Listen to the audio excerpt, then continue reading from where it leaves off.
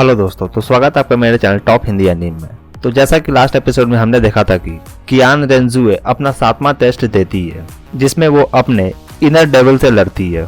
तो एपिसोड के शुरू में हम अपने हीरो को देखते हैं जहां अपना हीरो गॉड ऑफ ओशियन का 7वां टेस्ट दे रहा होता है। इस टेस्ट में तान सान को गॉड ऑफ ओशियन का वेपन को बाहर निकालना होता है। अपना हीरो जी जान से उस त्रिशूल को बाहर निकालने का कोशिश करता है। इस टेस्ट के दौरान 2 सीन पैरेलल दिखाए जाते हैं। एक में तान सान वेपन को बाहर निकाल रहा होता है जहां वो एक हॉल में सियावू, निंग रोरोंग और बो सेक्सी के साथ होता है, और दूसरी ओर एक स्पिरिचुअल वर्ल्ड में दिखता है जो कि ऐसा लगता है कि तान सान इस वेपन के अंदर है जहां वो स्ट्रगल करता है सरवाइव करने के लिए और साथ ही वेपन को बाहर निकालने के लिए।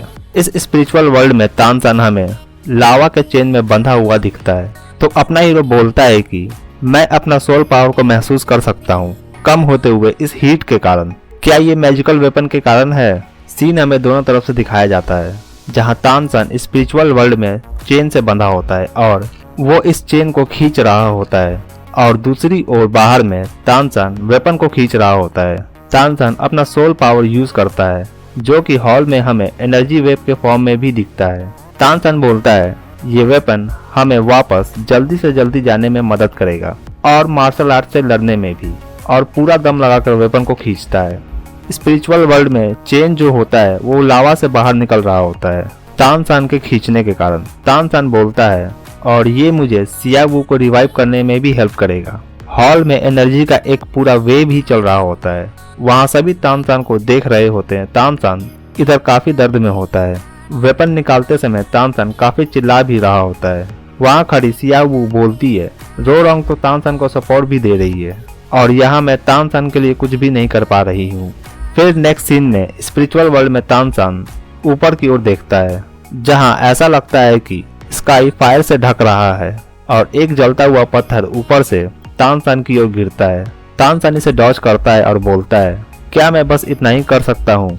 नहीं, मैं हार नहीं मान सकता ऐसे। और फिर तान सान अपना God of ocean light power को यूज करता है और चेन को कसकर पकड़ता है और खींचने लगता है, और फिर हमें वेपन हल्का सा बाहर की ओर निकलता हुआ दिखता है। इस पर तान सान बोलता है मैं जितना ज्यादा God of ocean light power को यूज करता हूँ उतना ही ये वेपन हल्का हो रहा है। इस सीन को देखकर बो सेक्सी बोलती है तान सान ने पिछले टेस्ट में 70% गॉड ऑफ ओशियन क्लोजनेस हासिल किया था और अब यही पावर तान सान के लिए काफी बड़ा एडवांटेज है। वहीं दूसरी ओर तान सान काफी स्ट्रगल कर रहा होता है। इतना क्लोज आने के बाद भी तान सान बोलता है कि मैं अपना सोल पावर काफी तेजी से लूज कर रहा हूँ और फिर भी मैं गॉड ऑफ ओशियन ट्राइडेंट को 1 इंच भी हिला नहीं पा रहा हूँ। तान सान ट्राइडेंट को निकालने के लिए अपना पूरा जोर लगा रहा होता है। फिर बो सेक्सी बोलती है हो सकता है कि गॉड ऑफ ओशियन तुम्हारे बारे में काफी हाईली सोचते होंगे, मगर तुम्हें उनका मान्यता प्राप्त करने के लिए ये करना ही होगा। और फिर तभी तान सान ट्राइडेंट को थोड़ा और बाहर की ओर निकाल लेता है, और जैसे ही तान सान ये करता है स्पिरिचुअल वर्ल्ड में तान सान पे लावा मॉन्स्टर अटैक कर देते हैं। तान सान इस अटैक को डॉज नहीं कर पाता। फिर सीन शिफ्ट होता है और एंजल गॉड टेस्ट दे रही कियान रेंजुए हमें दिखती है। वो अपना 7वां टेस्ट पूरा कर लेती है और उसने अपना इनर डेविल को हरा दिया होता है और वेपन को बाहर निकालने के लिए आगे जाती है और वो एंजल वेपन को बाहर निकाल लेती है। एंजल वेपन बाहर निकालते ही उसके माथे पे एक सिंबल बन जाता है और फिर उसका ग्रैंडफादर बोलता है कि कियान रेंजुए तुमने एंजल लेवल 7वां टेस्ट पूरा कर लिया है और तुम्हें एंजल के होली सॉर्ड के तरफ से मान्यता मिला है और साथ ही तुम्हें गॉड गिवन सोल रिंग भी मिलता है। इस पर कियान रेंजुए बोलती है एंजल के तरफ से मुझे जो गॉड गिवन सोल रिंग मिला है इसके कारण मेरा सोल पावर लेवल 92 तक पहुंच गया है। तो उसका ग्रैंडपा बोलता है कांग्रेचुलेशन, तुमने 7वां टेस्ट पार कर लिया और तुम एक रियल ग्रैंड सोल मास्टर बन गई हो। और फिर कियान रेंजुए बोलती है ग्रैंडपा आप चिंता मत करो, मैं डेफिनेटली बाकी भी टेस्ट पूरा करूंगी और मैं 6 एंजल विंग के नाम पे खड़ा उतरूंगी। तो ग्रैंडपा बोलता है ये जगह तुम्हारे ट्रेनिंग के लिए अच्छा है, बस तुम यहाँ ट्रेनिंग करो और 8वां टेस्ट के लिए इंतजार करो। और फिर हमें कियान रेंजुए के इनर डेविल की आवाज सुनाई देती है। वो बोलती है कि तुमने अब तक अपने आप को नहीं समझा है, तुम्हारे दिल में एक हिडन डिजायर है। सीन शिफ्ट होता है और तानसान दिखता है जहां वो लावा मॉन्स्टर से फाइट कर रहा होता है।